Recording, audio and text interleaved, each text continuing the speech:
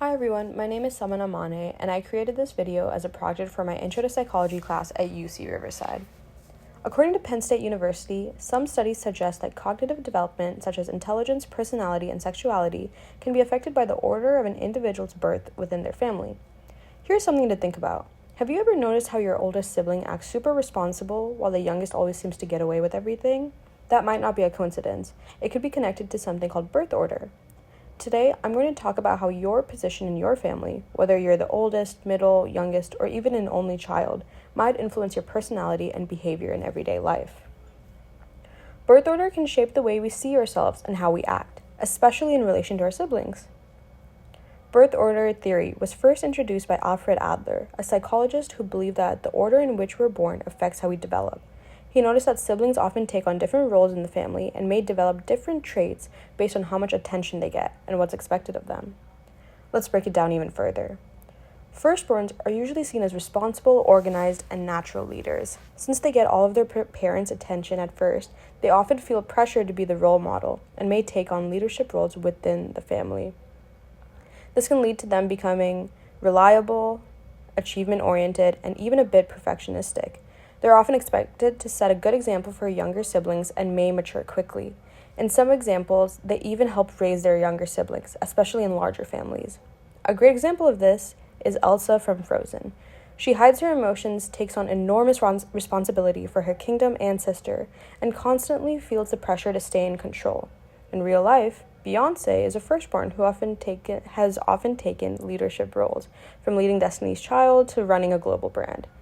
Another example is Emma Watson, the oldest of her siblings, and known for being thoughtful, studious, and outspoken, traits that reflect firstborn maturity and responsibility.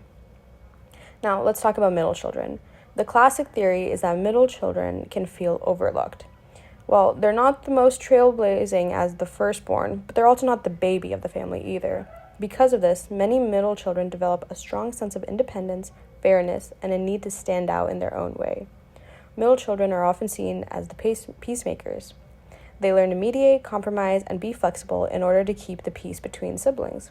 They also tend to be more social, creative, and open to new experiences. Sometimes feeling like they're not getting as much attention pushes them to be unique or unconventional. For example, in Harry Potter, George Weasley, a middle sibling in a very big family, uses humor and pranks to stand out. And in Game of Thrones, Sansa Stark starts out overlooked between siblings but grows into a skilled diplomatic leader. Let's move on to the youngest children, often called the babies of the family.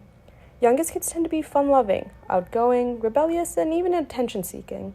Since they're usually the most protected and face fewer expectations, they often get more leniency from parents. As a result, many develop strong social skills, creativity, or even a bit of charm to get noticed. They're often known for being entertaining, spontaneous, and not afraid to go against the grain, traits that help them carve out their unique place in the family. A great example is Luke Dunphy from Modern Family. He's silly, cheerful, and lovable, sometimes clueless, but often surprisingly clever in his own quirky way. As the youngest, he gets away with more than his older siblings and brings a lot of lighthearted energy to the family. Another example is Ginny Weasley from Harry Potter, and as the youngest in a big family of older brothers, she starts out quiet but eventually becomes bold, showing just how much youngest children can grow into their own power. And finally, we have only children. These kids don't have siblings, but they often interact with more adults. As a result, only children can seem more mature, responsible, and independent. On the flip side, they may struggle with sharing attention or feeling lonely at times. An example is Sherlock Holmes. He's brilliant and self-reliant, but not the best at teamwork or emotional connection. So why does any of this matter? Because as each new sibling is born, the family dynamic changes. The oldest may become more responsible, the middle learns to adapt, and the youngest finds their own spotlight. Of course, it's not just birth order, parenting styles, age gaps, gender, and even culture play a role too. Birth order gives us a helpful lens, but it's only part of the picture. To wrap this all up, birth order doesn't define who we are, but it can influence our personality and how we interact with each other.